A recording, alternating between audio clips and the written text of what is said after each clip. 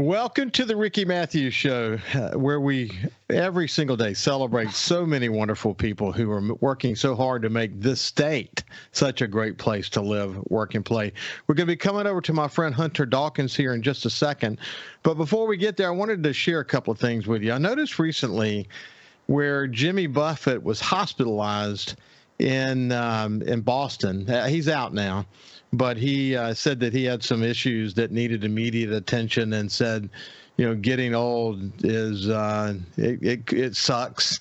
He even quoted Mark Twain. He said this, challenges make life interesting. However, overcoming them is what makes life meaningful. Hunter, my next guest, Hunter, is going to be able to talk a little bit about that. And then Caitlin Perry, who recently she's from Coastal Mississippi, been on the show many times as Miss Biloxi. She represented the coast at the Miss Mississippi pageant. She won the talent preliminary and some other stuff. She really represented us well. She'll actually be on the show coming up here pretty soon. But she posted something by Diamond, and here's what it said. Whenever you start to doubt your strength again, remember what this journey looked like when you first began. You did not know it all. You did not feel so strong, but you kept on believing in yourself through it all. It was hard to keep going at times, but breath by breath, step by step, you have come this far. Even right now, life is still full of uncertainty and stress. Know that is okay. In your own time, you will overcome them. I just think that's really positive news that, life's a journey. And, it's an opportunity to overcome adversity. We all face adversity. And probably no one is, in my immediate circle has faced the kind of adversity that my next guest has faced along the way. Hunter Dawkins, who's the owner and the publisher of the Gazebo Gazette and a contributing writer for SuperTalk Mississippi News. And we'll remind you a little bit about the adversity that I'm talking about here in just a second. But before we go any further, let me welcome my friend Hunter Dawkins back to the Ricky Mathews Show. How you doing, my friend? Ricky, it's always an honor and a privilege to at least be able to discuss things with you. And also, too, I have to agree with your statement about the optimism. I know last week you spoke about Harry Truman's positive feelings, and I certainly I agree with where you're headed. So I thought it was, here's Jimmy Buffett, who's written some of the most iconic songs, who is literally defined a genre, and incidentally, he parents, was, from Pascagoula. I mean, come on, think about it. We have the benefit of having Jimmy Buffett being from here, and also went to Southern Miss. Sure. For him to quote Mark Twain, challenges make life interesting. However, overcoming them is what makes life meaningful.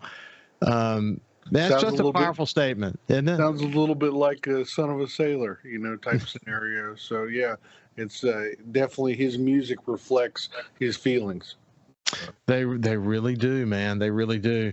Hey, listen, we'll get back to your challenge here in just a second, because I do want to dive into a little bit more to remind people what you went through. But we're on the heels now of the Southern Miss run through Super Regionals, and they really did well. You wrote a piece for SuperTalk Mississippi News about it, and I thought you incidentally did a great job. But it was a great season, and we get to celebrate an incredible coach. And as he retires, and he says he's only going to look back at the wins. He's not going to worry about any of the losses. But boy, did he make a great run. And what I asked him about last time, when I asked him one of the first questions, he said the most important thing about this program is the consistency that he's helped being a part of.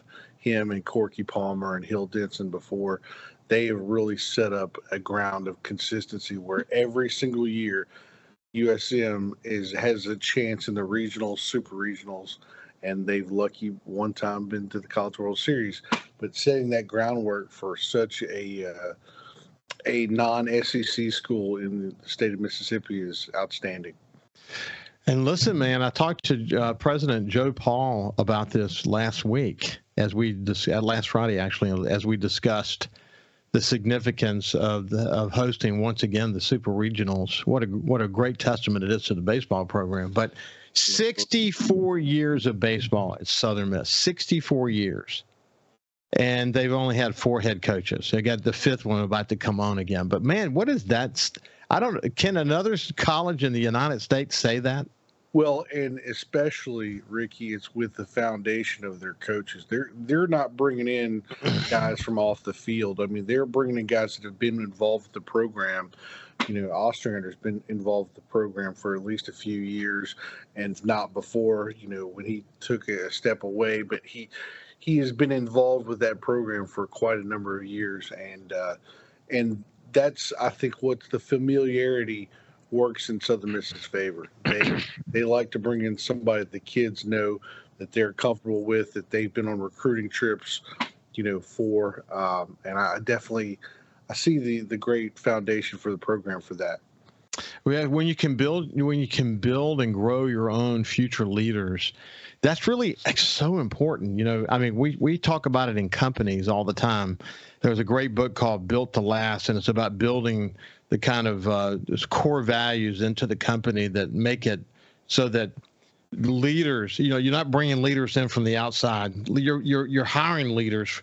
You're growing them yourself. And you're bringing them into a company that they've helped establish the culture.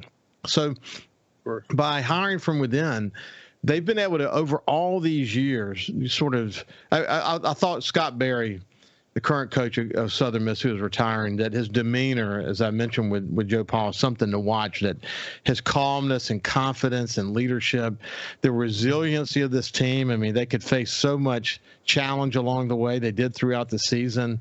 They did during Super Regionals. They did during Regionals and Super Regionals. But their ability to bounce back, at the end of the day, it finally came down to they couldn't bounce back. They couldn't get those bats going consecutively because of the pitching that Tennessee brought to the table. And that's okay. But, man, did they leave a great impression. They gave us some fun, didn't they? Oh, absolutely. Compared to the last year where it was almost like – what happened this year, it felt like Southern deserved to be there, and they deserved to have the opportunity and to make things happen the right way.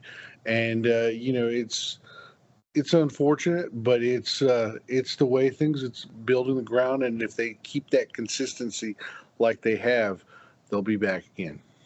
It's going to be fun. It's going to be fun to watch. It's going to be fun to watch. Again, here's my observation about you.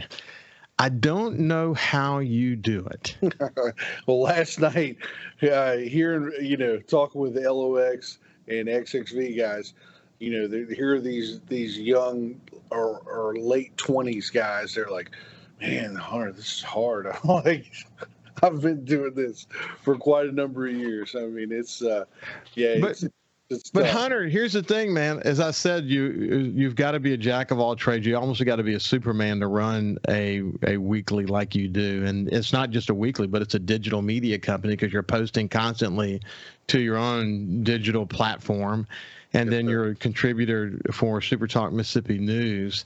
You've covered the Saints, you've covered the Pelicans, you've covered high school sports. You're now going to be a color man in high school sports. On the radio, you're covering Southern Miss. You're covering the local community. You're running a business. Yeah. I don't know how you do it, brother. I don't know how you do it. Well, it's definitely, going to these events, the college and professional events, it makes it tougher because it makes being able to get out to the community with advertisements and stories and things. It's tough, but one of the things that I've been lucky, through my parents' development of the community, is that, fortunately I have people that in the community that are subscribers and things as such that are behind me, and they like the things that I do for the newspaper, and that's what I feel blessed about. So, well, listen, what's interesting, I said all those things, covering the local community, being aware of what's happening, understanding where editorials are necessary, contributing on a wide range of topics for SuperTalk Mississippi News. We'll come back to the one you most recently wrote. The headline is, "What's the Deal with Prescription Drugs?" again, covering college and professional sports. I just don't know how you do it. But this most recent piece that you wrote, here, I'll read the first sentence. Look, I recently turned 40 and am completely out of shape. I have type 2 diabetes and have to use a CPAP for sleep apnea. And you go on to talk about a lot of challenges, but for people who don't know this, you had a very, very severe traumatic brain injury that came as a result of a car wreck when you were 1 week after graduating college in Washington, D.C. And your ability to fight back from that and to build this business and to be this jack of all trades and be hitting on so many cylinders, I don't know how you do it. But when you understand where you came from, it makes it even more compelling. When we come back with my friend Hunter Dawkins on the other side, we'll talk more about this auto accident that he was in and how it really changed his life. We'll see you after this. Welcome back to the Ricky Mathews Show. I'm my friend Hunter Dawkins from the Gazebo Gazette, and he's a contributing columnist, thought leader for SuperTalk Mississippi News, and a good friend, someone I've really admired and someone I've really enjoyed getting to know. But speaking of your excuse me, your brain injury from 1 week after graduating college in Washington, D.C., this is what you wrote. Police and neurologists both said after the accident that I should have died, or at least at a minimum, ended up in a vegetative state. Luckily, after 3 months of being in comatose and a lot of physical therapy, I was able to return home to the Mississippi Gulf Coast. And you literally fought your way back. But, your dad, who was a doctor, told me, and a friend of mine, Dr. Dawkins, Dr. Craig Dawkins, said that when he looked at your CAT scan or MRI of your brain, you just the thought that you could come back to where you come to, you had to just put it in your mind that you were not going to accept failure, didn't you? Well, it was, and not only that, when I got home, Ricky, months after leaving the hospital, Hurricane Katrina happened 2 weeks later. And I was scheduled to go to rehab on the coast. It was wiped out. And the ability to relocate and, being involved in a rehabilitation, but it also set the foundation, me noticing so many other guys and girls, or ladies and gentlemen, that had gone through the same type of scenario. And it was a lot worse in their case because of the lack of care, which is a lot of the reason why I write this article, because of the people that have to go through so much of the same things that I did. And yeah, I had a pretty serious TBI, but I mean, with the lack of care, not only in the hospitals down here, but the lack of, ability to get prescription drugs and things as such, that's what really bothers me more than anything else. And I just tried to put out a message that I thought people could read. Well, I think it's trials and tribulations of life make you more resilient, should make you more resilient, certainly give you experiences that give you the opportunity to affect others. But when you're a publisher and you have a voice, the ability to write, and you have readers, and you have people, and you have leaders who pay attention, that when you can take your situation and make it a positive. I can't help but think about our friend Robin Roberts and what her mother, my dear friend, oh my gosh, Lisa Marion, was such a special friend. Phenomenal. I mean, we could go 3 weeks and not talk, and she would call me and say, why haven't you called me? She's just such a special lady. But Robin's point about making your mess your message, that's what you're doing now in this case of this particular piece that you wrote.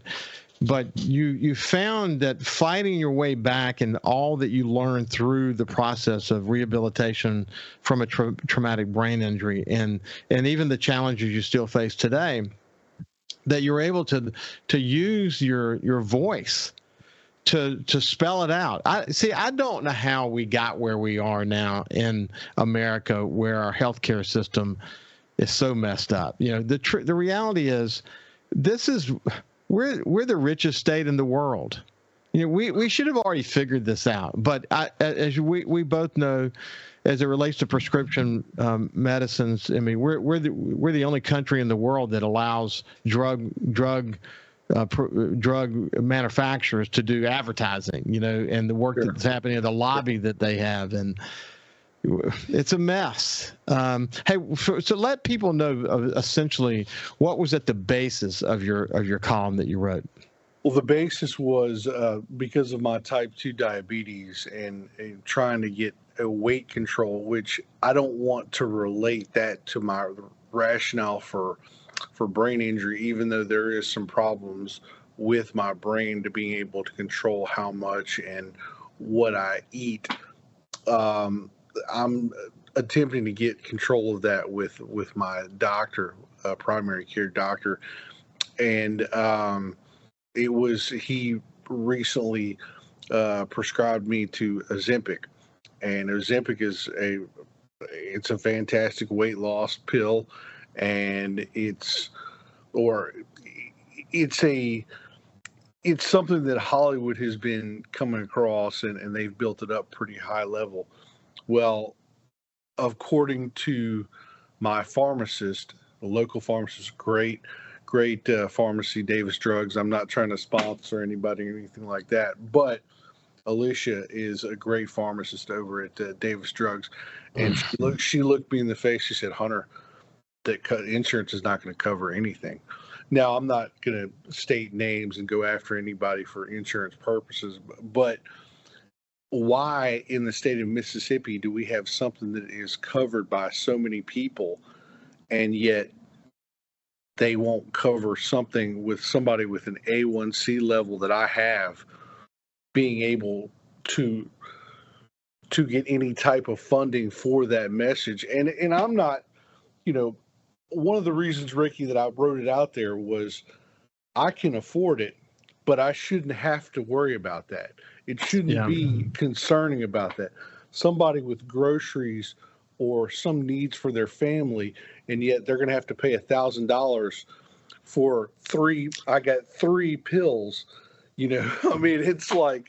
Hey, so let me ask you a question. So people can understand the situation. Ozempic was a classic diabetes drug that we discovered, the world discovered, was also a terrific weight loss drug, and also had some other benefits as well. Yes. And because there's been a run on those pills and similar type medications, there have been some changes in the way that the insurance companies look at it. So before we discovered this weight loss capability of Ozempic, was it covered by insurance then? I don't know the answer to that question, Ricky, but that's also been the creation, I guess, of putting it out there with, individuals that are, coming from a famous environment that, put it out there on like Shark Tank. On Shark Tank, they've been promoting something like that, and that makes it, the insurance companies makes it a higher, push, because everybody's trying to lose weight, at least down in the Southeast where we have high obesity levels from that aspect. But let me get off on this one quick point. Why have we become, among pharmaceutical drugs, just like the PGA Tour? It's a financial transaction. Where in America, a country that was founded on ideas, why has it become, yes, and capitalist market is big, and I understand that, and that's a way to level democracy, but it shouldn't make everything a financial transaction. That's just absolutely absurd in my mind. Well, I ran across this. It's a really good piece. It's also incredibly real, and it's not so funny, but it's something it's a reel that's been shared I think millions of times now, of George Carlin, the former comedian, talking about the amount of money in Washington, and he said, we don't, we're voting, but we don't really have any control. The people who are in these key positions at pharmaceutical companies and health companies and all these special interests, they're the ones who really are in control. The politicians don't have the ability to always do the right thing. They always have to, again, I used to say this as a publisher, follow the money. And that's especially true when it comes to pharmaceuticals, isn't it?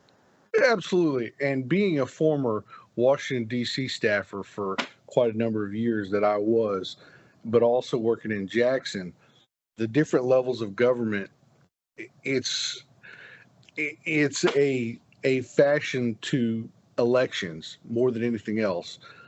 What's going to get you reelected? What's going to do this? What's going to do that? That's what it's come down to, especially as I wrote a column a few years ago about the Federalist Papers and the coverage. That was something that James Madison and Thomas Jefferson spoke out against so much, about special interests controlling society's benefits. It's so much, you can see where it's coming from right now. It's not good. I talk about all the time that we don't seem to be interested in solving the big problems. Of course. We're focused on those populist messages, and it's amazing how fast the vaccines came in for COVID, but then you don't have vaccines or other resources coming in for cancer, HIV level, other, portions of things like that. I mean, at that same level, because there's no money in it. Yeah, it makes you wonder if we were to go after it like that, like we did the pandemic. The other thing is that, the pandemic, the vaccine had all kinds of issues. I personally have talked about the premature atrial contractions I got probably from the vaccine, and then the atrial fibrillation problem that I had. Thank God I'm doing pretty good right now. But the reality is I didn't have any issues before I had a vaccine. And now we're starting to learn that that's actually a byproduct of the vaccine. Of course. So we moved a little bit too fast, maybe. Okay. Anyway, when we come back on the other side, we'll continue our conversation with Hunter Dawkins from the Gazebo Gazette. Welcome back to the Ricky Mathews Show. I have my friend Hunter Dawkins, who owns and is the publisher of Gazebo Gazette here in coastal Mississippi. He's also a contributor, a thought leader for SuperTalk Mississippi News. And when we went to break, we were talking about a column that he wrote, What's the Deal with Prescription Drugs? And he really puts his own situation out there so that others can learn from what he's gone through. But he's still hopeful. He's made an appeal to his insurance company that his type 2 diabetes has put him in a position where he won't have to pay the $1,000 prescription costs of Ozempic, the drug that is now sort of the big crave around the drug is that it's also a weight reduction drug, but it's also a terrific diabetes drug. So his company, I would have bet that health insurance companies have gotten quite cynical in the number of people who have applied for approval of this drug. And they probably have to do their research to find out if it's actually due for diabetes or due for weight loss. And your doctors don't have control over that. It doesn't matter, what level they have. There's no control over the cost. So the real interesting situation for sure. But I think it's awesome, Hunter, that you're in a position where you get a chance to write something like this that is that's distributed statewide. And it creates conversations like this. You'll have more conversations on the statewide shows as well, and it gives you you can use your own publication to run your stuff as well. It's got to be awesome to have a voice. It is, Ricky, and being able to put out things for the paper and being able to get speaking with SuperTalk, the sports talk yesterday before the game, and then being able to talk with Kim, the CEO, about specifically the article and things as such, and then being able to talk with JT, and SuperTalk has helped promote my upcoming debate, the Long Beach political debate that we have coming up, not this weekend, but next weekend, where we're going to have both sheriffs debating and both sheriff candidates debating. Yeah. Which is obviously the Super Talk media has done quite a bunch for me. So thank you Well, guys. I believe here's what I believe. I believed when you and I have been talking for an awful long time. Yes, sir. And we're beginning to know each other better over this period of time as well. The ones that are successful in our business these days are the ones who can sustain themselves, that can stand the test of time. And you've obviously proven you can do that. And so as a small newspaper owner, the work that you're doing to write columns, to cover these things, the economies of scale that you're able to develop for your business and to increase your voice, to the extent that your voice is extended through SuperTalk Mississippi News, I think it's just going to help your business. As advertisers and others hear your name and Gazebo Gazette and your commitment, and they hear the conversations that you and I have, they're gonna say, okay, if I have a choice between doing something over here or having the opportunity to do something with Hunter, then I'm going to go with Hunter, because he's the local guy that's burning the midnight oil to build a better community, to make his voice something that's positive for this state. And that's what I hoped would happen. I mean, the fact that I'm able to say this now is, I think, beneficial to you, and I'm happy for you. Absolutely, Ricky, and you were a very large part of helping me and helping build this, and I definitely gratefully appreciate it. If you'd asked me 6.5 years ago, would I own a business and be on the radio every now and then and things as such, and have a statewide, columns, I would have said, "Ooh, well, a lot of things got to work on for that." But that absolutely. Hey, Hunter, has the upcoming coverage of high school sports on SuperTalk, has that been announced publicly yet? Not exactly. Yeah, so I'm not getting specific yet, but I'm looking forward to that getting announced officially. Well, it actually is the promo, and Kyle remembers us working on the promo for Gulfport High School. Myself and play-by-play man Harold Rose to be going to be doing play-by-play for Gulfport High School this year. However, I did make the one stipulation with Kim and Steve. I said the first game of the year, the Oyster Bowl, is my game. The Gazebo Gazette sponsoring Pass Christian versus Long Beach at Pass High this year. It's, we sponsor it every year, have the big trophy to either team, whoever wins, and it's something that the community is really supportive of, and it's something that I've kind of helped put in place myself and Dr. Evers and Dr. Locke. Dr. Evers being the Pass Christian superintendent, Dr. Locke being the Long Beach superintendent. We've all kind of joined in together on that. So, well, it's glad to hear you. I didn't know where you guys were on this. I didn't know if we could get specific about Gulfport, but well, it's on the radio. It's on all the SuperTalk radio. Good. So it's exciting, man. It's exciting that awesome. You're going to be doing that, and I bet Gulfport's excited too. Absolutely. Coach Pinnock, Coach Blake Pinnock is the Gulfport head coach. Blake and I have known each other for about 5 years, and not only from the level of media versus coach, but I also coached with a number of guys that Blake coached with back in the day, and I always try to keep my state championship ring on the back of my office, because Blake still got yet to get one.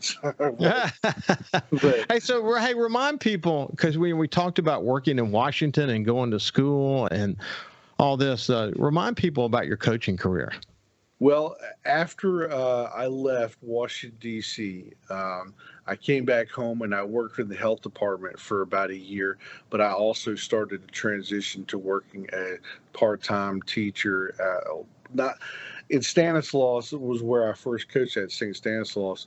It was kind of a paraprofessional role and things as such, but I was the offensive line coach for 2 years, and we won the state championship 2009 behind the arm of Dylan Favre and a bunch of the other great players on that team. And then the coaching career just went on for about 5 or 6 more years. I coached football on a number of different quality teams, and I was the head basketball coach at Eunice High School in Louisiana. It was a pretty good thing, and then I just got out of coaching because the kind of the feel between some personal situations with my family and all, and it brought me back here, and I got involved with the Times-Picayune and with a couple other newspapers, and started late night reporting and things as such, covering high school football games, which was good in Louisiana because I had been a coach in Louisiana for a few years, so I got to know most of the coaches, and it was a lot better opportunity for me. Then when this opened up down here, I took advantage of it, and the rest is history. Hey, what year were you doing the reporting for the Times-Picayune? I would say around the end of 2014 to 2015, and it wasn't just with the Times. It was more like I'd put out stories in the Homa Daily Courier, the Thibodeau, I can't remember what it was called over at the time. It's since gone down with the newspaper industry, but those little conglomerations of newspapers, the River Parish that did TV stuff and all that, it was all kind of joined together. So, well, that's awesome. When I was president of NOLA Media Group and publisher of the Times-Picayune and NOLA.com, you were actually doing some high school reporting for us. I was trying, looking for that nice little big paycheck at the end of each year. Well, you know what? In the heyday of the Times-Picayune, the claim to fame of that organization was the community newspapers that were part of the Times-Picayune. The very geographically targeted and zoned weekly community newspapers that were part of the overall newspaper. And gosh, that worked really well. It helped create an insert delivery mechanism that was second to none in the United States. They did such a great job with it. And back when you were publisher of the Sun Herald, and not only that, but before Roland Weeks, it was a great high school coverage. I mean, Sun Herald had you guys had a team of just high school reporters, college reporters. It was fantastic. I absolutely enjoyed it every Saturday and Sunday.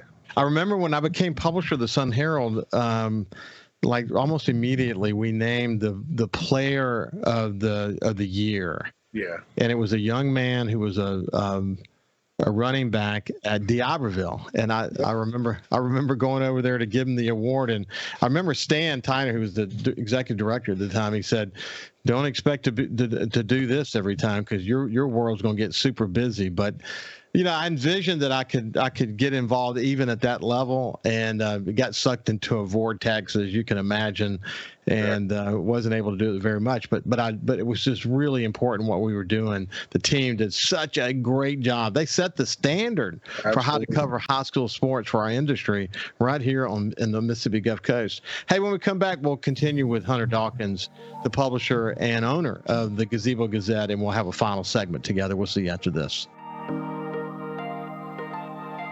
Welcome back to the Ricky Mathews Show. I have my friend Hunter Dawkins.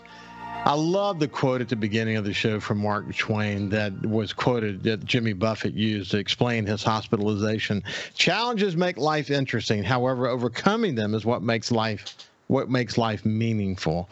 And I've been enjoying sort of getting into the core of your accident and the aftermath, but also a little bit deeper into some of the work that you were doing in a wide variety of ways. And so interesting that our paths were crossing, but we didn't really know each other, but it just, time has a way of introducing you to people who share a similar passion for the industry and for this community. And I hope people enjoy our visits together. You really will continue to, I think, be a major player for the community as we go forward. And I wish you all the success in the world. How is business, incidentally?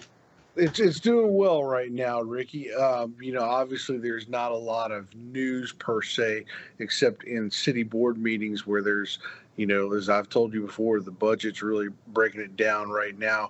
And with, as I've sent you a text before with a lot of the Pasquarshane 4 projects they're working on, they're trying to build infrastructure across the city. It's kind of weird because it's been a while since I've really seen Pasquarshane produce this many this many different projects and get these things approved. And the state legislature and some bit of the ARPA funds have really been an output for us to be able to do these type of things and contribute to these type of projects.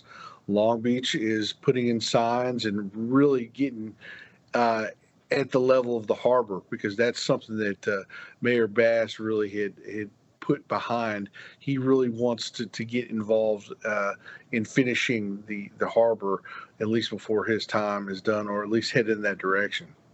Yeah, it's so, gosh, man, each city has their different levels. So every city had a different challenge coming out of Katrina. When I think about Long Beach, though, Long Beach, in places around Pass Christian, even after Camille and Katrina, Pass Christian is still the city center. As much as it was challenged, still slightly higher in terms of elevation. Sure. Certainly not the case of Long Beach. Long Beach, just, I don't know what their actual elevation is, but it's not very high. So it took a big beating. But the role the harbors play, because come on, man, we're a beach community. I mean, each town identifies itself through its sense of place created by the harbors that exist. Well, and another article that I had sent to JT last week about the oyster decline, and I know you are very familiar with that. It was a discussion of how USM is really going to try to get involved with the oyster decline, even though we have the state legislature approved last year the aquaculture. That's still a long way in the process before you're building back those reefs or anything as such like that. So yeah, it's there's a lot there. It's interesting, even when I talk about the oyster situation, especially as it relates to the Bonnet-Carré Spillway opening, two times in 1 year, and all that fresh water and polluted water intrusion and what it did to literally decimate the oyster population, that you can, if you can get the salinity levels back, which we're sort of where we are now, and you replenish those reefs, you can bring them back. And this is a situation where the consistency is the problem, because if you have to open that Bonnet-Carré Spillway, then you're back to square one again, I will assure you, Ricky, your good friend Gerald Blessey will not let that happen with anything in his power. So, Unfortunately, and I know, and he's been on the show many times, the solutions to the problem are so expensive. Yeah. And so far out. Now, I bet there are probably some tweaks that we can make. Maybe there's a way to open the various openings. There are only a couple of openings that you can control the flow of the Mississippi River to keep the city of New Orleans from flooding. But maybe the Chaffalaya Basin can play a bit of a bigger role in this. It's a tough evaluation, because no matter where that fresh water goes, it's going to have a big impact, isn't it? Well, and we need to have somebody representing Mississippi on the federal Mississippi River Commission. And thank God they got to listen to Mississippi. It's amazing to me, actually, that they could make a decision like opening the Bonnet-Carré Spillway and not have to consider the economic and environmental impact to the Mississippi Sound. The Mississippi River was never meant to flow into the Mississippi Sound. So you have that opening there on Lake Pontchartrain, and then it flows into Lake Pontchartrain, then the Lake Borgne, and then into the Mississippi Sound. That was never meant to be there. Mississippi Sound is a really amazing semi-enclosed estuarine complex, and it's great for seafood and fishing and oysters and all of that. But once you start flowing that polluted fresh water into the Mississippi Sound, it is a devastating brew, and it's not good for anybody. Hey, listen, we're out of time for the time being. Can't wait till we visit again in the near future, my friend. Hey, Ricky, it's always a very positive thing with you, and I certainly appreciate all your help and everything you've done for me. So, thank you for what you're doing for the state of Mississippi. We appreciate you, Hunter Dawkins. Have a great day, and we will see you tomorrow.